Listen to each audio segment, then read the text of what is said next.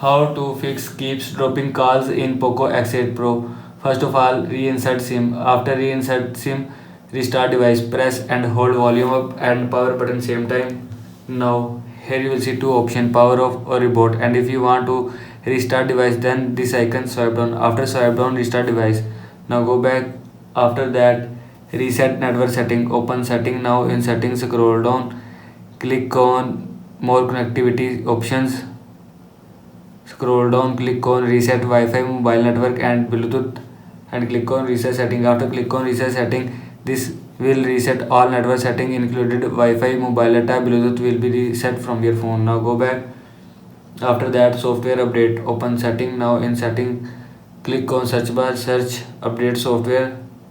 Now click on system updates and click on update. After click on update, your phone software will be updated from your phone. This is how you can fix keeps dropping calls in Poco X8 Pro. I hope so you like this video and thanks for watching this video.